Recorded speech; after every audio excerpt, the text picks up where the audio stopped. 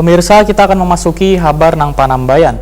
DPRD Banjarmasin menggelar rapat paripurna internal penyampaian pengunduran diri Hajah Ananda Wan Mustafa Zakir sebagai anggota Dewan karena mencalon sebagai peserta Pilwali Banjarmasin 2020. Pergantian antar waktu Hajah Ananda Wan Mustafa Zakir sebagai calon wali kota dan wakil wali kota Banjarmasin disampaikan Sekretaris DPRD Banjarmasin Iwan Ristianto. Nah pemirsa, untuk lebih lengkapnya bisa pian saksikan yang satu ini. DPRD Banjarmasin menggelar rapat paripurna internal penyampaian pengunduran diri Hajah Ananda Wan Mustafa Zakir sebagai anggota Dewan karena mencalon sebagai peserta Pilwali Banjarmasin 2020. Rapat paripurna internal nang dipimpin Wakil Ketua DPRD Banjarmasin Muhammad Yamin Wan Tugiatno ini digelar di ruang paripurna DPRD Banjarmasin tengah hari Senin 5 Oktober 2020. Pergantian antar waktu Hajah Ananda Wan Mustafa Zakir nang mundur wan maju sebagai calon wali kota wan wakil wali kota Banjarmasin disampaikan Sekretaris DPRD Banjarmasin Iwan Ristianto. Atas peraturan Komisi Pemilihan Umum nomor 3 tahun 2017 tentang pencalonan pemilihan gubernur piring atau wali kota dan wakil wali kota sesuai pasal 4 nomor 1 huruf P yang mengharuskan adanya pernyataan secara tertulis pengunduran diri sebagai anggota Dewan Perwakilan Rakyat, Dewan Perwakilan Daerah, atau Dewan Perwakilan Rakyat Daerah bagi anggota Dewan Perwakilan Rakyat.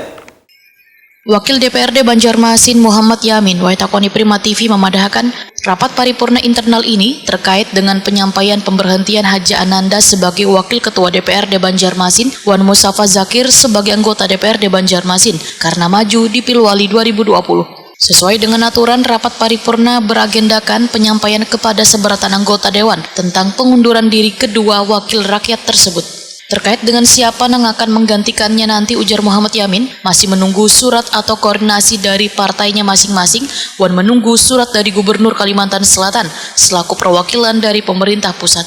Politisi Partai Gerindra ini pun menegaskan setelah resmi dinyatakan mundur maka segala hak-haknya yang berkaitan sebagai anggota Dewan telah dicabut, wan fasilitas lainnya harus dikembalikan. Setelah dia sudah menyatakan mundur itu kan sudah artinya hak untuk fasilitas yang digunakan sebagai anggota DPRD itu harus dikembalikan, baik dari mobil dinas, fasilitas dan lain-lainnya, boxbooknya atau laptopnya, ya kan, itu juga harus dikembalikan, semuanya harus dikembalikan. Jadi bahwa di saat sedang pengumuman disampaikan ke teman-teman bahwa dia sudah menyatakan mundur itu kan. Jadi kembalikan ke sesuai peraturan PKPU bahwa pergantian itu adalah suara terbesar atau terbanyak yang ada di dapil tersebut, artinya urutan yang berikutnya, ya kan.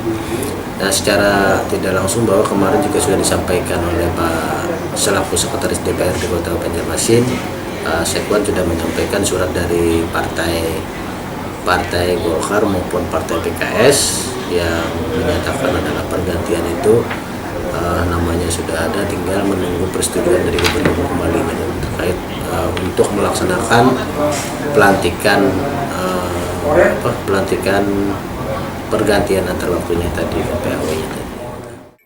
Sementara itu Partai Golkar Banjarmasin mengusulkan Ngaran Haria Sisar untuk menggantikan Hajah Ananda, sedangkan PKS Banjarmasin mengusulkan Ngaran Hendra menjadi pengganti Mustafa Zakir.